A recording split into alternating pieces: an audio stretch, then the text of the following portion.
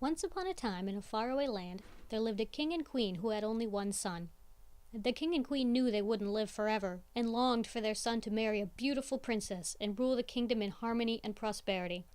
Unfortunately, the prince's tastes were questionable. His parents tried to introduce him to many lovely princesses, but none could hold his interest. The king and queen were in dismay. One stormy night, however, the royal family was enjoying supper when a knock came on the door. The rain outside was terrible, so the entire castle was surprised to find a young girl outside, soaked to the bone. She explained that her carriage had been robbed nearby, and she'd only just escaped. But more astonishingly, she swore that she was a princess. The king and queen were, naturally, skeptical.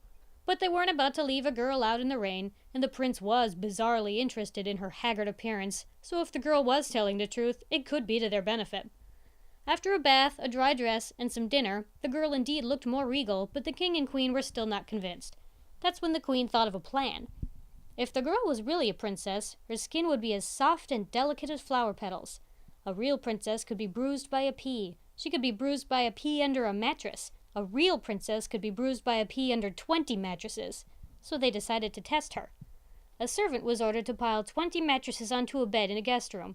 Beneath them, a single pea was placed on the frame. When it came time to retire, they led the girl to that room. She was, of course, quite startled, but the king and queen merely explained that it was customary in their castle. Not wanting to impose, the girl climbed the ladder to the top of the bed and lay down to sleep.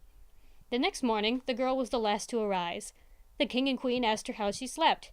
The girl, looking as tired as the night before, explained that she'd slept poorly, as something under her mattress had bruised her terribly and kept her up all night. The king and queen rejoiced because with this fact came proof that the girl was indeed a princess. They invited the girl to stay and marry their son, the prince, and rule the kingdom together. To this offer, the girl replied, "Fuck you."